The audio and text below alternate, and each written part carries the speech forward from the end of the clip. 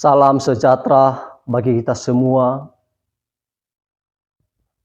Perkenalkan, nama saya Jonis Hura, SPD.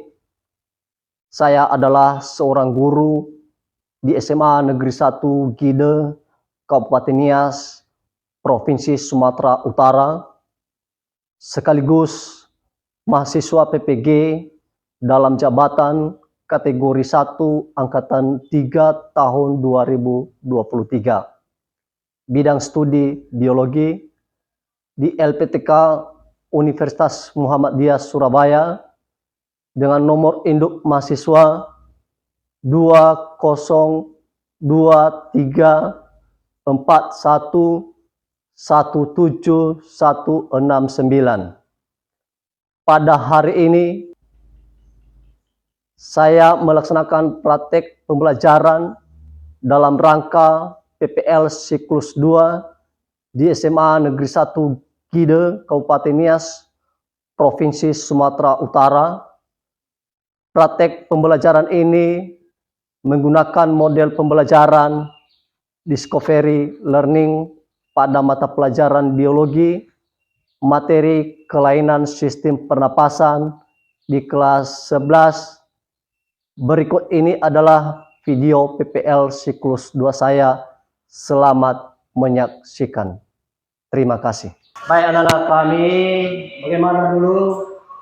Siap hari ini untuk melaksanakan PPL saya? Siap. Sebelum kita memulaikan kegiatan pembelajaran hari ini, saya minta untuk kita berdoa. Mari kita berdoa sesuai ajaran dan agama kepercayaan kita masing-masing. Doa dimulai. Bapa kami yang bertata dalam kerajaan surga, kembali kami mengucap syukur kepadamu Tuhan. Engkau telah menolong kami dari rumah perjalanan hingga sampai di tempat ini dengan selamat. Itu bukan karena kekuatan kami, melainkan belas kasih-Mu kepada kami. Tuhan Yesus yang baik, hanya ini doa-Mu kami serahkan dalam diri Anak-Mu Yesus Kristus. Haleluya, amin. Mana dulu anak kami sehat? Sehat. Masih ada yang belum sehat? Iya. Siap untuk belajar hari ini? Siap. Abner,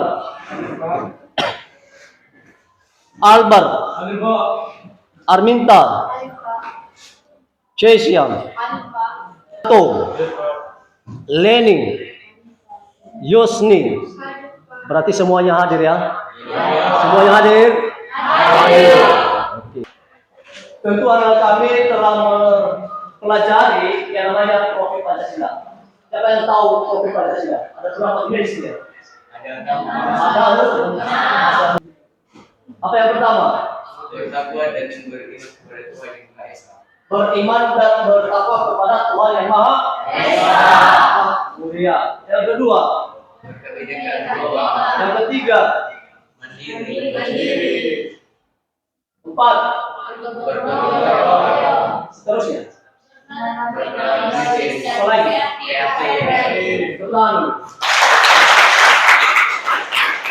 Namun dalam pembelajaran kita hari ini pada kelainan dan sistem pernapasan manusia, kita mengambil dimensi profil Pancasila itu ada dua. Yang pertama adalah beriman dan bertakwa kepada Tuhan Yang Maha Esa. Yang kedua, bergotong pernapasan. Apa dulu? Saya kepada anak kami. Apakah anak kami saat ini sedang bernapas? Ya. Siapa yang tahu apa yang namanya organ yang termasuk pada sistem pernapasan? Siapa yang tahu? Saya, Pak. Silakan berdiri. Jadi menurut saya organ-organ yang berperan dalam sistem pernapasan, yang pertama adalah hidung, yang kedua ada faring, yang ketiga laring, yang keempat ada trakea, yang kelima ada bronkus, yang kelima ada bronkiolus, dan yang terakhir adalah paru-paru. Iya, terima kasih. Tepuk tangan dulu.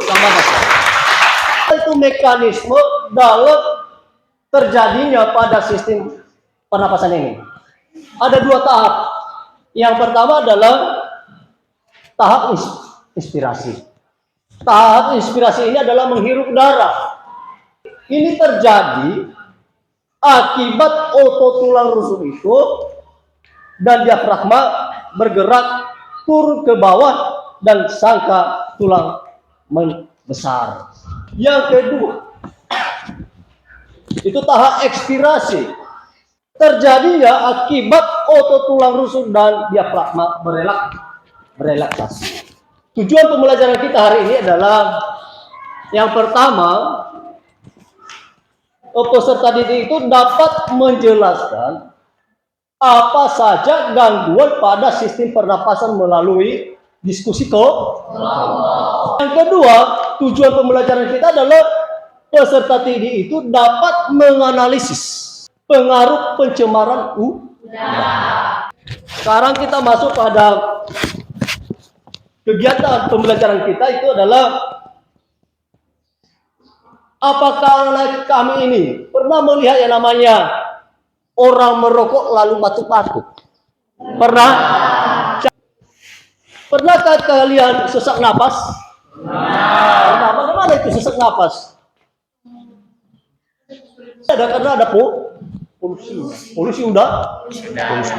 Inilah gambar mengenai pencemaran daripada udara dan risiko terhadap sistem pernapasan manusia. Ini bentuk apa dulu ini? Apa gambarnya ini dulu? Paru-paru. Ya. Apa ini? Polusi udara. Apa ini? Apa ini? Ini yang saya sampaikan tadi mengenai asap kafein. Nah, ini gangguannya. Apa ini? Asap kafein.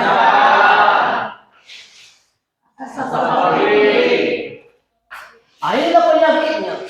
Penyakit TBC. Nah, ini beberapa pengaruhnya ya. Lalu setelah itu nanti akan melihat itu beberapa tadi mengenai pencemaran udara dan dampaknya pada kesehatan manusia. Dari penjelasan mekanisme yang saya sampaikan tadi mengenai sistem atau kelainan pada sistem pernapasan manusia, kalau ada anak-anak kami yang menyampaikan pertanyaan atau bertanya, dipersilakan. Apakah ada dampak polusi udara itu terhadap paru-paru manusia? Menurut organisasi Kesehatan Dunia atau WHO, dia menyatakan bahwa polusi udara itu merupakan salah satu masalah lingkungan terbesar. Contohnya memberikan dampak signifikan. Banyak dampak-dampaknya. Dengan apa dia? Dan bisa juga mempengaruhi daripada kesehatan manusia. Ini polusi udara ini. Dengan mengurangi daripada tingkat polusi udara, maka kita juga menjaga namanya pencemaran di lingkungan di mana kita berada. Silakan dicatat apa saja rangkuman atau apa saja sistem atau gangguan pada sistem pernapasan manusia atau kelainan atau penyakit. Baik, sekarang kita mau membagikan kelompok. Dalam kelompok itu, ini nanti adalah kelompok 1, terdiri dari 5 orang, kelompok 2, 5 orang, kelompok 1 tadi, kelompok 2, ini kelompok 3 dan 4, dan 5 di tengah.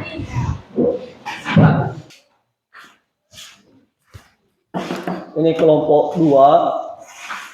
Coba dibuka LKPD-nya, coba diperhatikan, ada di situ mengenai link YouTube mengenai gangguan dan kelainan pada sistem pernapasan. Ada tidak? Silakan dikerjakan LKPD sesuai dengan kelompok masing-masing. Dipersilakan. Silakan diskusikan, cari informasi daripada YouTube atau link YouTube yang saya berikan di LKPD kalian. Membaca, silakan baca buku-buku yang relevan dengan materi kelainan sistem pernapasan.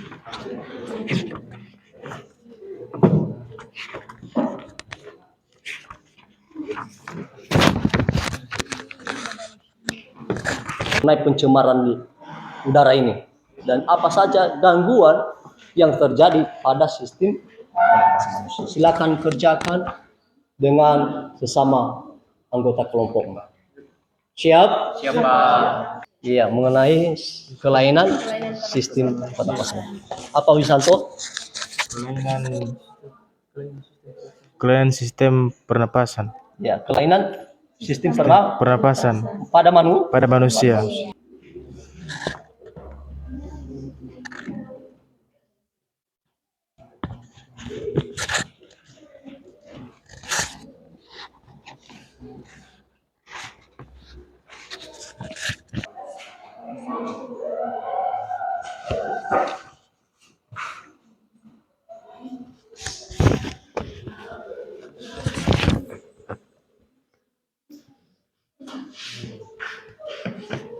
Berarti nomor urgensi itu cara mengatasi kan?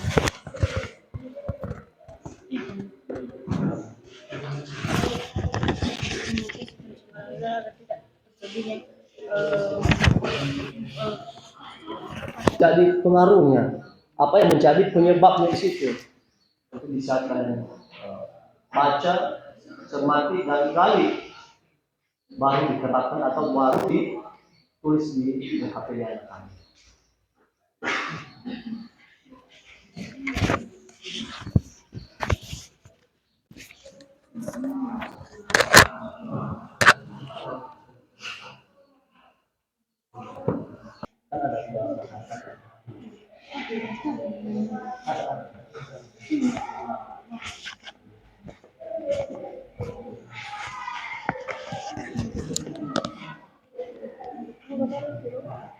Enggak bisa kalian pakai apa nanti, kan ada itu barang bapak apa sekalian pakai di apa menjelaskan materi itu ya kan? Sesuai dengan video ini, coba diperhatikan video ini teman-teman. Ada video udah apa ada video. Bagaimana bisa kita presentasikan? Bisa? Kelompok berapa sekarang yang tampil? Kelompok 5. Kita berikan kesempatan kepada kelompok 5 untuk menampilkan daripada hasil LKPD yang mereka kerjakan.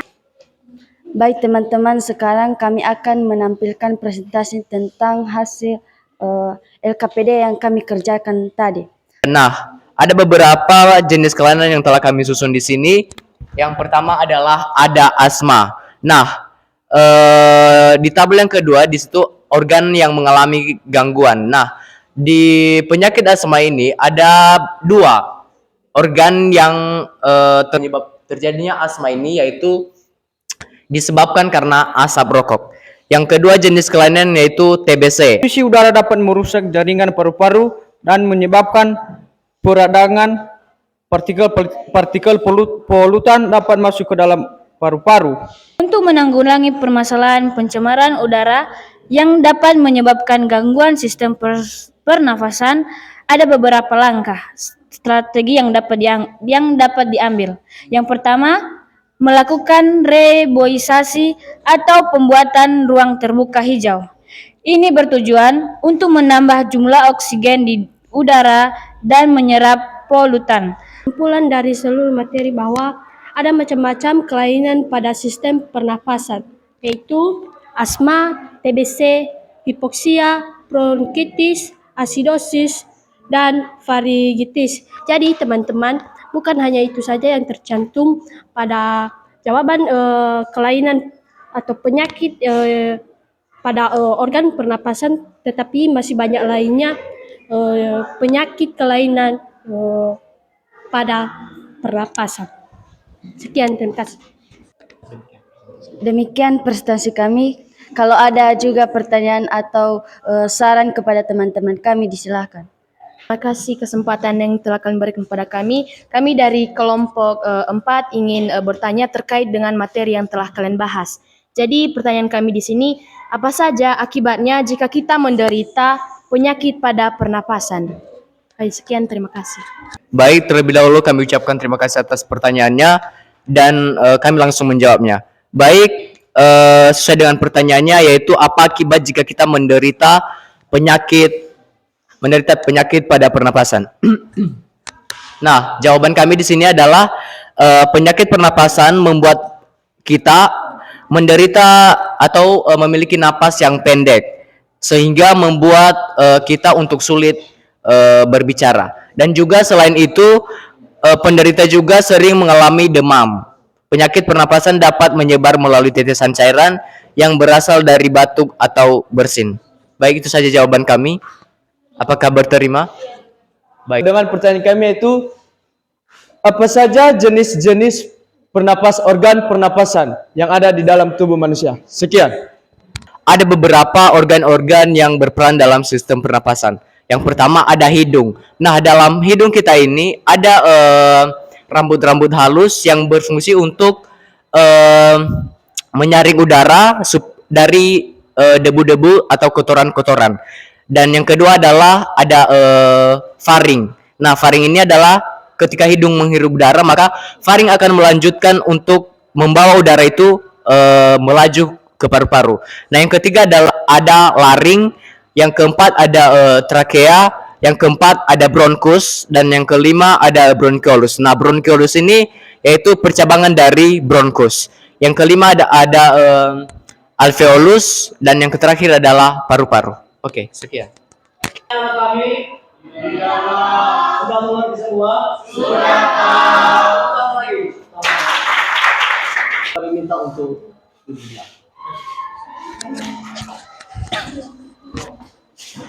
ada banyak penyakit-penyakit, baik juga penyebab penyakit tersebut. Dan kita anak kami yang ada di dalam ruangan ini yang telah mempelajari ini, supaya kita selalu mencegah atau menjaga yang namanya kesehatan untuk menghindari daripada penyakit-penyakit yang kita derita pada sistem pernapasan. Kita sekarang atau Bapak menarik kesimpulan. Apa kesimpulan daripada materi yang sudah kita pelajari hari ini? Yang pertama, kita lihat dulu apa saja jenis-jenis daripada penyakit atau kelainan pada sistem pernapasan. Yang kedua, apa faktor lingkungan yang menyebabkan gangguan sistem pernapasan. Yang pertama tadi gangguannya adalah kurangnya bersih. Jika kita dalam keadaan flu, ini tadi kan sudah dijelaskan oleh kelompok 1. Ketika kita sedang flu, maka kita harus memakai masker dan sering mencuci tangan. Baik, itulah beberapa materi kita hari ini, dan saya rasa sudah cukup dipahami, sudah cukup dimengerti. Tetapi ada soal pilihan berganda di dalam itu, silakan dikerjakan dan nanti saya berikan waktu untuk dikumpulkan. Ya. Dan materi kita pada minggu depan adalah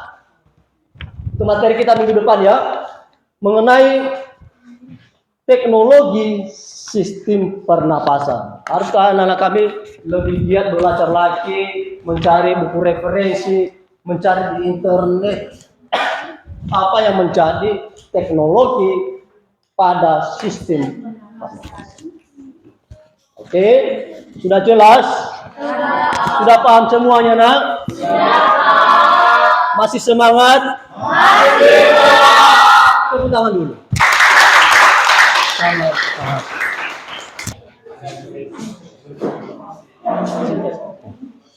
kasih.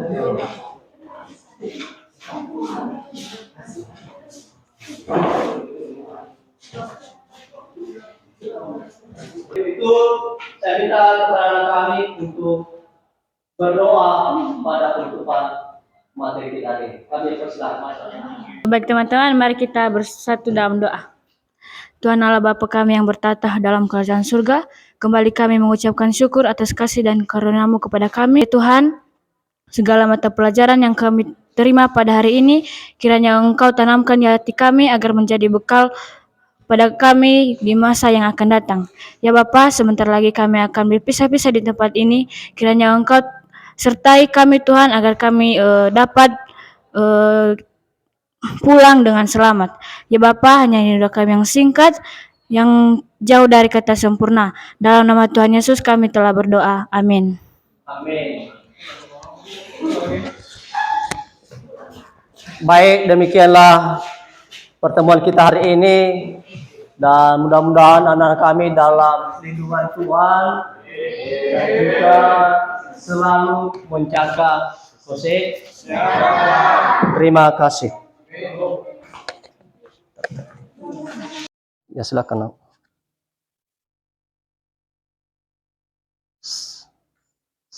Selamat siang, Nak. Siang, Pak. Silakan duduk. Baik. Bagaimana keadaannya? Siap, Pak. Masih semangat? Masih, Pak. Oh, terima kasih kesempatan yang telah diberikan kepada saya oleh anak-anak kami. Dan anak kami ini masih, walaupun siang seperti ini, masih kuat ya? Kuat ya. Bagaimana proses belajar kalian tadi di pagi hari? Lancar. Lancar ya? Oke. Baik, nah pada kesempatan ini saya menyita waktu anak kami sekitar beberapa menit, yang artinya karena selama ini saya perhatikan ketika ada pertemuan kita di dalam kelas dalam hal proses belajar mengajar, dan saya lihat kalian ini yang berdua, si Niscaya sama Irfan, motivasi belajar kalian saya perhatikan itu berkurang, dan sehingga berdampak pada hasil-hasil nilai kalian pada proses penilaian. Namun dalam hal ini makanya saya Bapak panggil kalian ini, saya melihat apa kendala yang kalian alami, kenapa bisa menurun motivasi belajar kalian itu daripada teman-teman kalian. Sementara teman-teman kalian itu walaupun mereka tidak begitu adanya kemampuan belajar, tetapi mereka ingin apa yang saya sampaikan materi, mereka respon. Tapi kalian yang berdua ini, saya perhatikan sama sekali tidak menghiraukan atau tidak merespon. Kadang saya memberikan pertanyaan kepada kalian, kadang anak-anak kami ini anggap biasa-biasa saja. Namun dalam hal ini, Nak, saya menyita waktu anak kami ini, saya mencari tahu apa yang menjadi kendala kalian, atau apa akar masalah yang kalian hadapi, baik di lingkungan sekolah maupun di luar lingkungan sekolah. Coba anak-anak kami jelaskan, si Niscaya dulu. Oke, baik, Pak. Terima kasih dulu. Jadi saya mau menjelaskan apa saja kendala atau bagaimana supaya karena kurangnya motivasi dalam pembelajaran saya. Yang pertama dulu dalam lingkungan pertemanan, khususnya dalam kelas, mungkin banyak teman-teman yang menganggap saya ini tidak mampu, sehingga saya itu menganggap bahwa saya juga tidak mampu, sehingga motivasi saya dalam belajar itu hilang, atau saya menganggap semua itu biasa saja. Dan kurangnya motivasi kedua itu karena adanya dalam lingkungan keluarga yang di mana orang tua saya itu tidak terlalu menghiraukan saya dan tidak terlalu mendukung saya, apalagi dalam hal belajar. Dan terkadang saya melihat teman-teman yang lain kalau belajar mereka sering didampingi oleh orang tua, sedangkan saya hanya belajar ketika saya mau sendiri dan tidak dipaksa oleh orang tua. Iya, terima kasih, Nak. Bagaimana dengan si Irfan juga? Motivasi belajar mulai sangat-sangat berkurang sekali, sehingga saya perhatikan nilaimu paling terendah. Berarti kalau 25 orang kalian dalam itu, berarti urutan 25 orang. Dari urutan ke 25 itu urutan paling terakhir. Kenapa bisa seperti itu, Nak? Ya, Pak, pertama dulu karena pengaruh teman-teman kelas Ya. yang sering ngajak cabulis. Ini cabules ya, Iya. keseseringan ya. Iya, Pak. Tapi ketika cabules anak kami ini sudah pernah diketahui oleh para pihak sekolah, ya, seperti guru BK, sudah pernah dipanggil. Sudah, Pak. Tapi bagaimana anak kami apakah sudah pernah berubah atau bagaimana? Atau ada hal-hal lain yang bisa berpengaruh sekali sehingga motivasi belajarmu itu sangat kurang sekali. apakah kamu ini kadang main game? Karena saya perhatikan kalau masuk saya juga di kelas anak-anak kami, itu kamu ini sering-sering main game, sering mencolek-colek teman, sering mengganggu. Nah, sehingga ada temanmu yang sedang asik belajar, yang motivasinya belajarnya semakin semakin bertambah, tetapi kamu tidak seperti itu. Kenapa kira-kira seperti itu? Nah, coba dijelaskan dulu. Apa mau gimana juga Pak? Karena itu kebiasaan seorang. Oh, kebiasaan seseorang ya. Karena pengaruh kawan ini juga, pengaruh teman ya. Iya, bahkan ini juga malas. Malas juga, ada malasnya itu makanya berpengaruh sekali pada motivasi belajar. Iya. Oh. Apakah kamu ini dalam kelas itu sering pakai HP, main game atau apa, gadget atau apalah? Iya Pak, sering. Karena kadang juga kalau belajar itu kadang bosan atau ngantuk. Karena kalau bosan, kadang ngantuk ya dalam proses belajar mengajar. Kenapa bisa bisa ngantuk, bisa motivasimu itu berkurang? Bilang tadi kan ngantuk dan juga bosan. Apakah saat-saat guru itu tidak begitu menggunakan cara mengajarnya itu tidak begitu inovatif? Seperti contohnya kan menggunakan media pembelajaran atau memberikan tayangan-tayangan video atau apa seperti yang kita kemarin pada saat PPL siklus 2. Kan saya kemarin itu kan memberikan contohnya tayangan video untuk mencari atau siswa itu lebih bersemangat belajar dalam hal mencari informasi-informasi yang baru, hal-hal baru dari materi yang diajarkan.